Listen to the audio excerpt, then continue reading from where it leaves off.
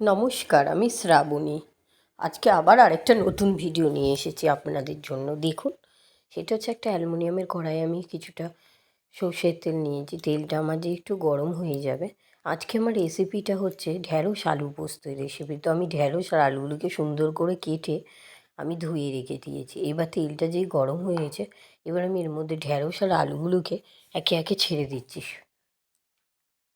যেটা একটুখানি যেই ভাজা হবে, আমি ভাজা হওয়া অবধি অপেক্ষা করব। এগুলো হালকা ভাজা এসে যাবে, যেই হয়ে যাবে তখন এর মধ্যে আমি দেবো হচ্ছে পোস্ত আর কাঁচা লঙ্কা পেস্ট।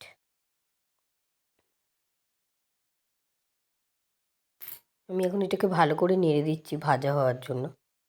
ভাজা হতে হতে এদিকে আমি কী করবো, একটা ব্লেন্ডারের মধ্যে আমি পোস্ত নিয়ে নিচ্ছি আর নেব হচ্ছে কাঁচা লঙ্কা। 5টার মতো কাঁচা লঙ্কা নিয়েছি। এবার এর মধ্যে আমি একটু সামান্য পরিমাণে জল দিয়ে দেবো, দিয়ে এটাকে আমি পেস্ট করে নেব।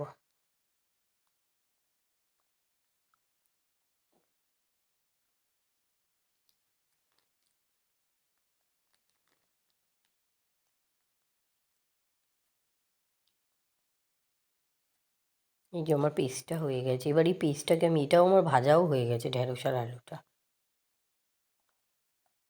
এবার এর মধ্যে আমি পেস্টটাকে দিয়ে দেবো।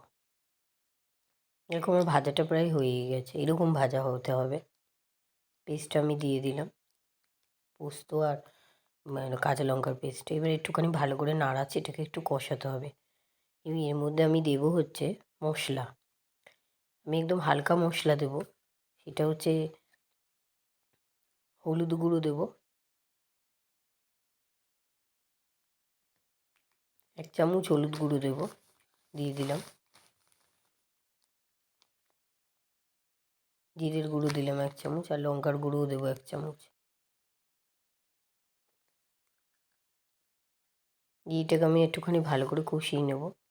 আর এর মধ্যে আমি দেবো হচ্ছে লবণ, দেবো পরিমাণ মতো।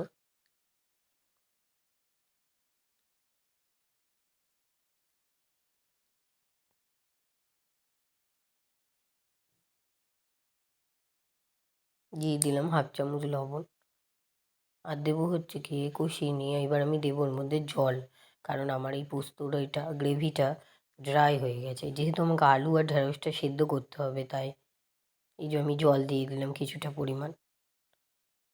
ঠিক আছে, দিয়ে আমি এবার গ্যাসটা কমিয়ে দেবো। আস্তে আস্তে এটা হবে আর সেদ্ধও হবে আলুগুলো আমার। আলুগুলো আমার ভালো সেদ্ধ হয়ে গেছে, খুন্তি দিয়ে দাবিয়ে দাবিয়ে আমি দেখছি। আমার এই রেসিপিটা তোমাদের যদি ভালো লাগে, তোমরা আমার চ্যানেলটাকে অতি অবশ্যই একটু লাইক করে, একটা ছোটো কমেন্ট করে চ্যানেলটাকে সাবস্ক্রাইব করে দিও। দেখো আমার রেসিপিটা রেডি।